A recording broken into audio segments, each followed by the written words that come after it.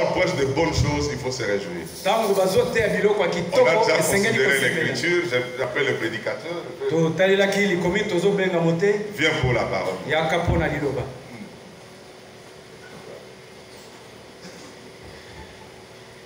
Que le Seigneur vous bénisse. Amen. Nous sommes contents de nous retrouver encore ce matin dans la maison de Dieu.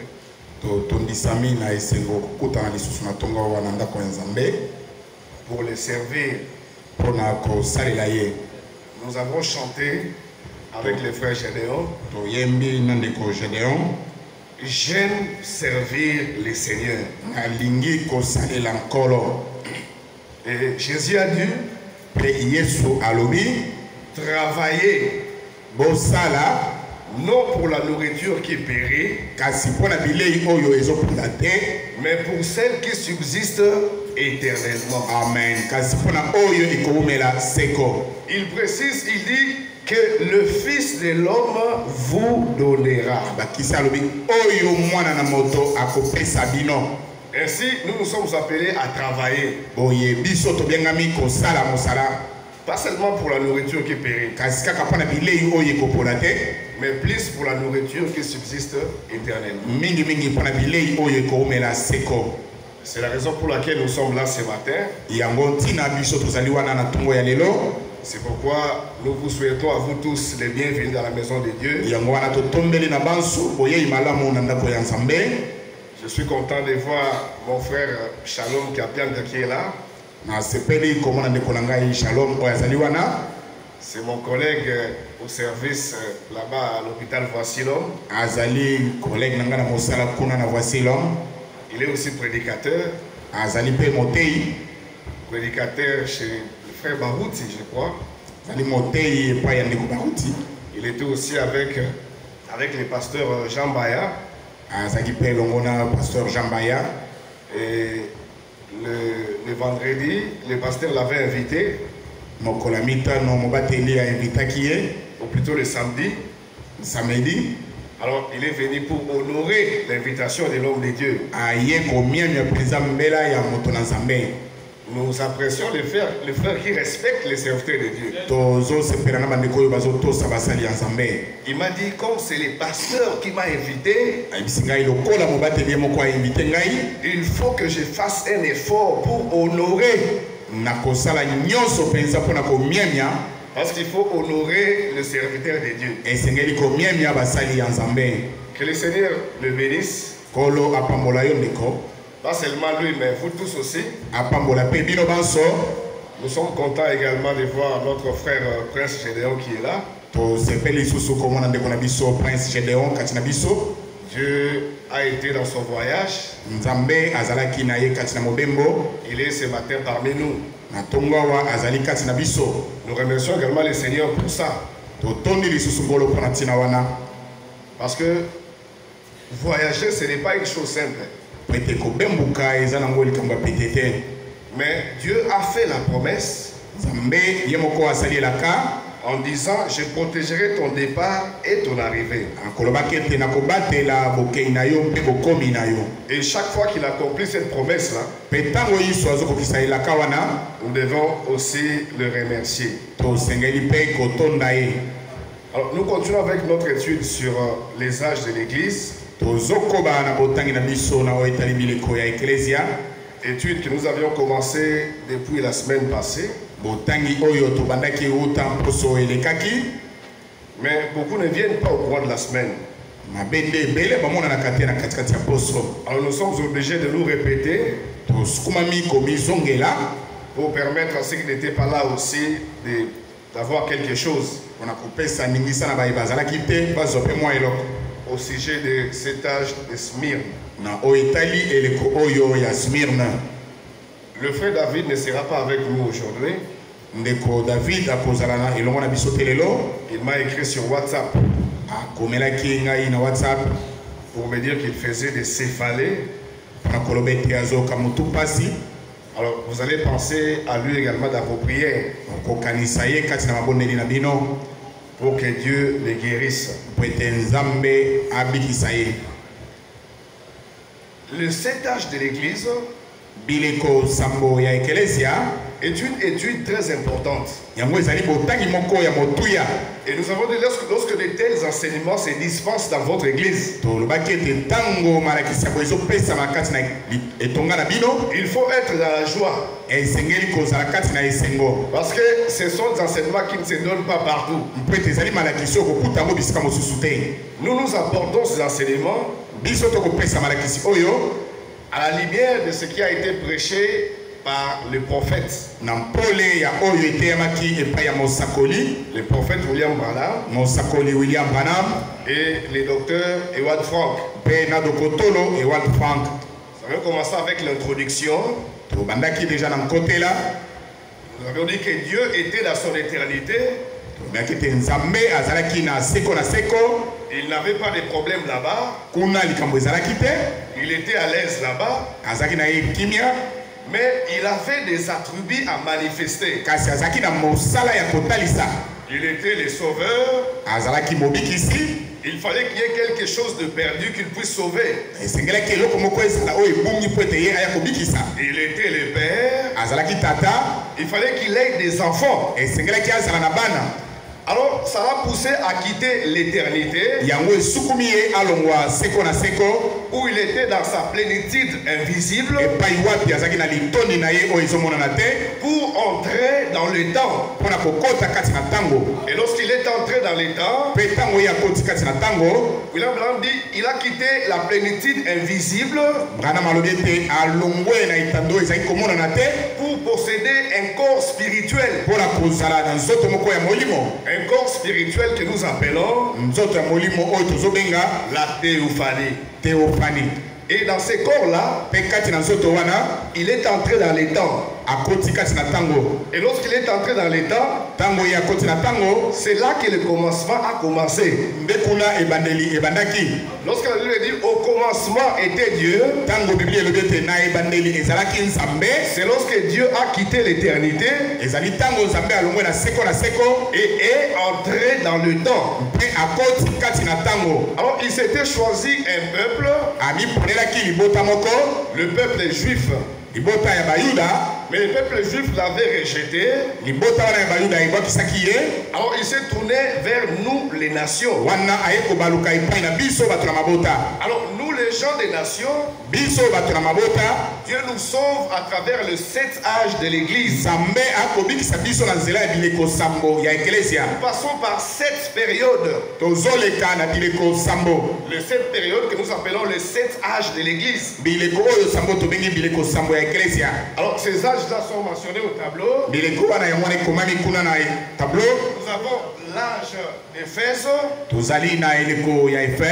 l'âge de Smyrne, l'âge de Pergame, l'âge de Thyatire, l'âge de Sardes, l'âge de Philadelphie, et enfin l'âge de Laodicée. Alors, William Branham explique, il dit ici à la fin, les caractéristiques qui se trouvent dans chaque église se retrouvent plus également ici à la fin. Frère Branham avait prédit la fin de l'âge de Laodicée en 1977. Alors les gens ont critiqué cette prédiction. Moi-même j'étais également dans la confusion. Mais que le Seigneur bénisse le frère Benelli, qui a éclairé aussi ma lanterne dans ce sujet. Lorsque frère Branham prédit la fin de l'âge de la Laodicée en 1977, il ne s'agissait pas de l'enlèvement ou de la fin du monde. Parce que beaucoup ont critiqué cette prédiction. Ils ont dit le prophète s'est trompé. C'est le signe qui montre que ce n'est pas lui qui a écrit ce livre. Alors, le prophète a été critiqué, mais il n'avait pas la révélation. Ou plutôt, il n'avait pas la bonne compréhension des Écritures. Lorsque Frère Branham avait parlé de 1977, il s'agit de la fin de l'âge de Laodicée. Frère Franck explique clairement, il dit, lorsque Élie vient, aucun autre envoyé ne peut venir. Il dit à l'époque de Jean-Baptiste, qui était un Élie, qui était venu pour préparer les chemins. Et lorsque les chemins avaient été préparés, Dieu lui-même est arrivé. Il est lui-même entré en scène. Alors ici aussi à la fin, Dieu n'a pas voulu que ce soit un envoyé qui présente l'épouse à Christ. Frère Branham a déjà préparé l'épouse. Il a déjà apporté les messages. Mais là ici à la fin, nous sommes dans l'âge de l'épouse. Dans l'âge de l'épouse, où c'est le Saint-Esprit qui conduit l'épouse. Frère Franck dit, Dieu a fait cela parce qu'il ne veut pas que la gloire soit attribuée à un homme. Il veut que cette gloire-là, la gloire de la fin ici, lui soit attribuée à lui-même. C'est comme ça qu'il ne veut pas qu'il y ait un serviteur. Il refuse qu'il y ait un envoyé, un homme qui présente l'épouse. Il veut que ça soit lui-même.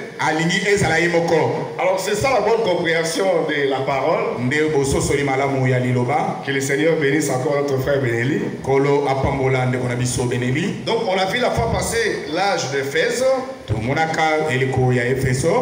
Nous allons maintenant commencer l'âge de Smyrne. Nous avons déjà considéré l'écriture. Nous sommes dans Apocalypse chapitre 2.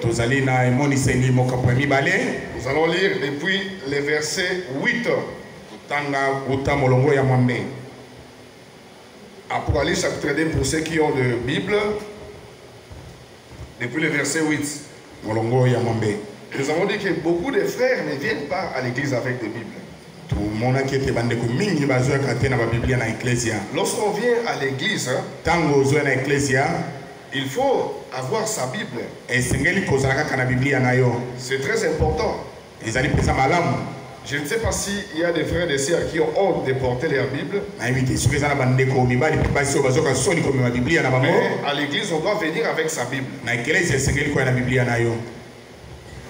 Écrit à l'ange de l'église de Smyrne, voici ce que dit le premier et le dernier. Nous avons vu au cours de la semaine passée que les mots Smyrne, William Branham explique, veut dire amertume.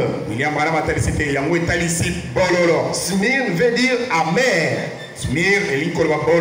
Alors il dit ces mots-là est tiré du mot myrrhe. Nous avions noté ça ici. C'est le mot myrrhe. C'est de ces mots myrrhe qu'est tiré le mot Smyrne. Alors la myrrhe est un baume qu'on appliquait sur les cadavres. Lorsqu'il y avait un cadavre, on l'embaumait. Ensuite, on appliquait la myrrhe. Alors, rappelez-vous, lorsque les mages sont allés voir le petit Jésus, parmi les 3 cadeaux qu'ils avaient offerts à Jésus, il y avait l'or, il y avait l'encens, mais il y avait également la myrrhe. Alors, Frère Branham décrit cet âge ici comme étant un âge amer et rempli de morts. Dans l'âge de Smyrne, il y a eu beaucoup de tribulations. Ici, vous voyez comment est-ce que Dieu se présente. Il dit, c'est lui qui était mort et qui est revenu à la vie. Il était mort et il est revenu à la vie. Et Frère Madame dit, lorsque Dieu se présente ainsi, il dit, j'étais mort et je suis revenu à la vie. C'est pour montrer qu'il y aura des tribulations. Lorsque Dieu se présente en disant, ne crains point, c'est pour montrer qu'il y aura des souffrances. Alors il vous demande de ne pas craindre. Au verset 9, on dit, je connais ta tribulation. Dans l'âge de Smyrne, il y a eu beaucoup de tribulations. Les chrétiens ont beaucoup souffert. Dans cet âge-ci, il y avait des souffrances également dans l'âge d'Éphèse. Mais l'ampleur des souffrances dans l'âge de Smyrne était très grande, était très élevée. Et nous avons dit que le messager, l'envoyé de l'âge de Smyrne, c'était Irénée. Et Frère Branham explique, il dit Irénée était le disciple de Polycarpe. Et Polycarpe lui-même était le disciple de Jean. Alors Polycarpe est décédé avec beaucoup de souffrances. Il y avait beaucoup de tribulations dans cet âge. Alors on pourchassait le chrétien. Mais Polycarpe, lui, comme il était vieux, il n'arrivait pas à courir. Alors il est allé se livrer lui-même. Il s'est livré lui-même. Il a été ligoté et placé sur le bûcher. Et lorsqu'il a été placé sur le bûcher, on a mis du bois, on a allumé le feu pour qu'il soit brûlé. Mais Polycarpe ne brûlait pas. Alors finalement, ils ont pris une épée pour le percer. Et lorsqu'on l'a percé avec une épée, l'eau était sortie de son corps. Et cette eau-là avait éteint le feu. Donc c'était un âge dans lequel il y avait beaucoup de tribulations. Alors Frère Branham explique, il dit, les tribulations ne sont pas seulement pour cet âge-là. Il dit, les tribulations sont pour tout vrai chrétien. Amen. Amen. Lorsque vous êtes un vrai chrétien, vous devez passer par des tribulations. Et si vous ne passez pas de tribulation, alors que vous êtes un vrai chrétien,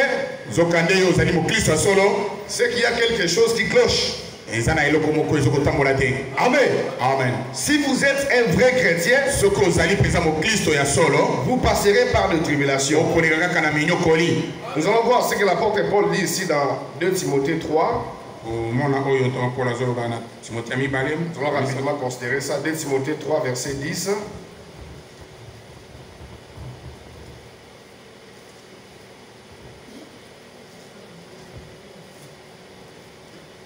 Nous sommes dans 2 Timothée 3.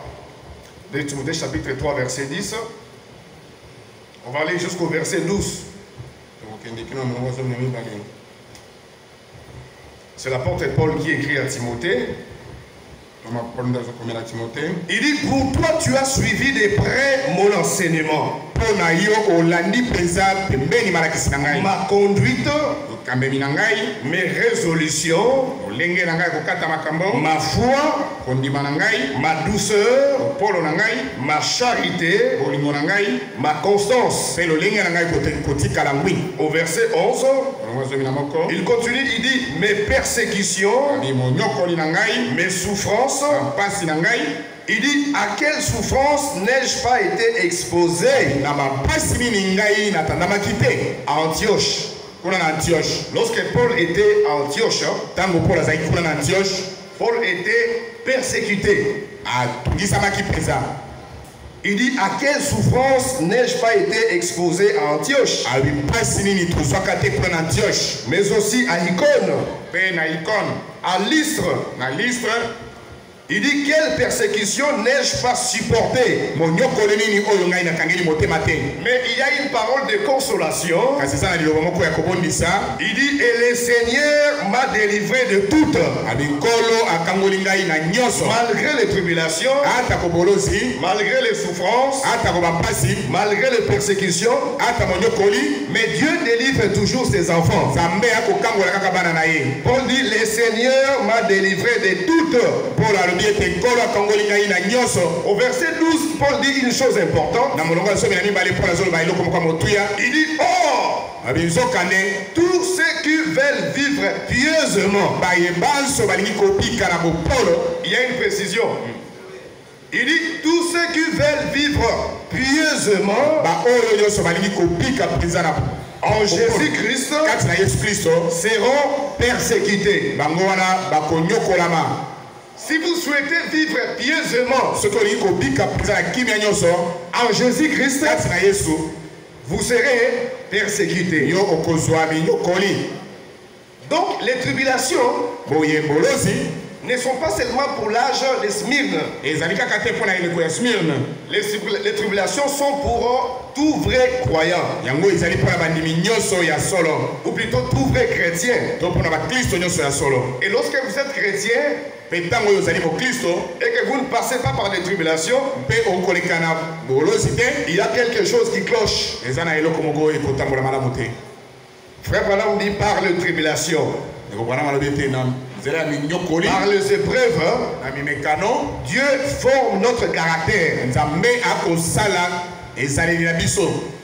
Dieu façonne notre caractère par les tribulations. Nous allons considérer ça. Je suis dans les livres ici des frères Branham, exposé des 7 âges de l'Église. Pour ceux qui en ont, nous sommes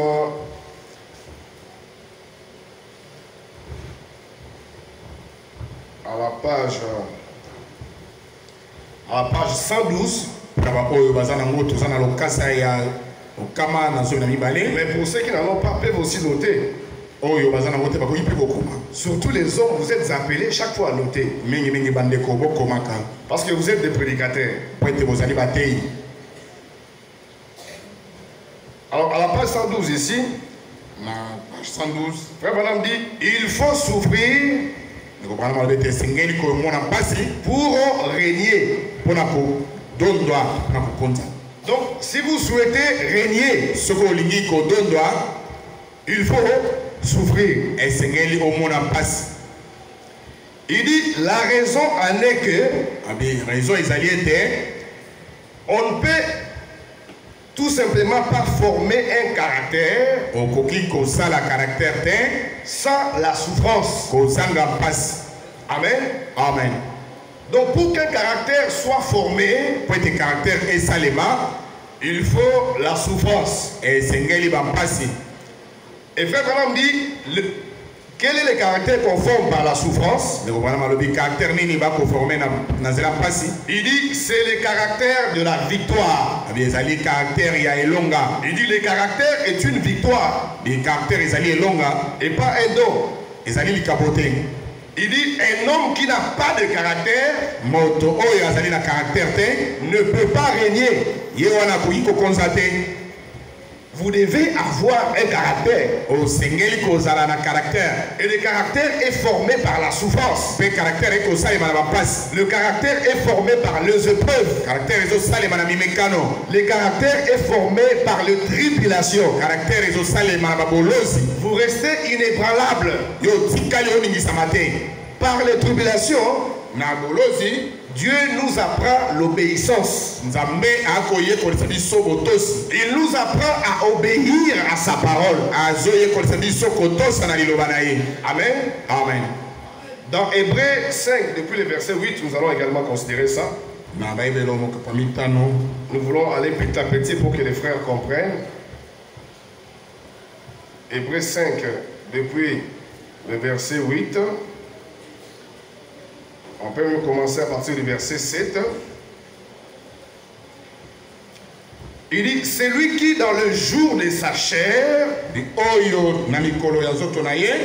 présenté avec de grands cris et avec larmes de prière, de supplication à celui qui pouvait les sauver de la mort, et ayant été exaucé à cause de sa piété, a appris. Amen. Amen. Au verset 8, bien qu'il fût fils, l'obéissance par les choses qu'il a souffertes, notre Seigneur Jésus-Christ lui-même, bien qu'il était le Fils de Dieu, l'apôtre Paul dit, il a appris l'obéissance par la souffrance. Amen. Amen. Donc les tribulations ne sont pas un signe de la désapprobation de la part de Dieu. Frère Branham dit, lorsqu'une personne passe par les souffrances, ce ne sont pas un signe que cette personne-là n'est pas un enfant de Dieu. Amen. Amen. Au contraire, c'est un signe que Dieu est en train de former son caractère. Et lorsque Dieu forme votre caractère, c'est parce qu'il réserve de grandes choses. Il prépare de grandes choses pour vous. Mais avant que vous entrez en possession de ces grandes choses, il doit former votre caractère. Et l'apôtre Paul dit, c'est comme des fils que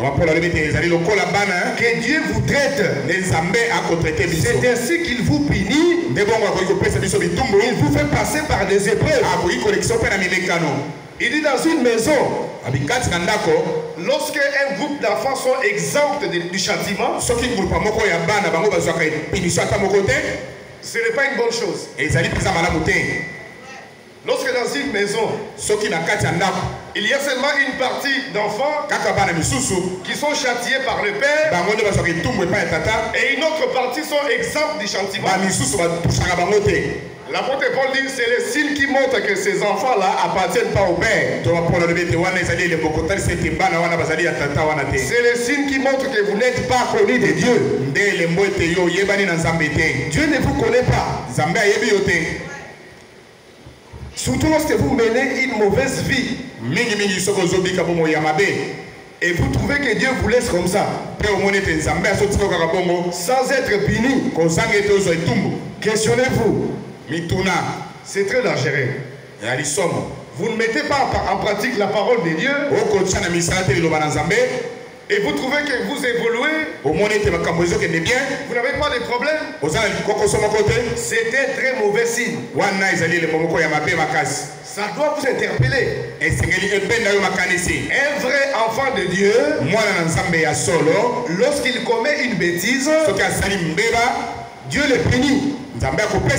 Il lui fait passer par des épreuves, des souffrances. Les souffrances, ou plutôt les épreuves, c'est ça la condition pour régner avec Dieu. Vraiment, nous sommes appelés à régner avec Dieu, avec Jésus-Christ. C'est comme ça qu'il veut que nous puissions partager ses souffrances. Il a dit que celui qui veut me suivre porte sa croix. Amen. Amen. Donc si vous souhaitez suivre Jésus, vous devez porter votre croix. Dans Luc 22, à partir du verset 28, le Seigneur lui-même considère ça.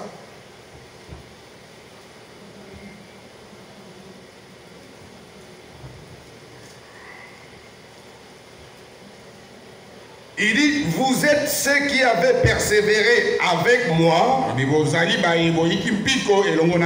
dans mes épreuves. Il dit, c'est pourquoi je dispose du royaume en votre faveur. Comme mon Père en a disposé à ma faveur. Il dit, afin que vous mangiez et vous buviez à la table, à ma table dans mon royaume. Et que vous soyez assis sur des trônes pour juger les 12 tribus d'Israël. Donc pour que vous soyez assis sur des trônes, il dit sur la terre, vous devez persévérer dans mes souffrances. Il faut participer aux souffrances de Jésus-Christ lorsque vous souhaitez régner. Les souffrances dont il est question ici, il s'agit de souffrir pour la parole. Amen. Amen. Ne souffrez pas vous-même pour vous-même bêtement. Et maintenant, vous pensez que vous souffrez pour le Seigneur. Vous êtes un lévite de Bethléem. Dieu ne vous a pas envoyé. Vous commencez à souffrir vous-même. Envoyé par-ci, par-là. Et vous dites, je souffre pour le Seigneur. Mais Dieu ne vous a pas envoyé.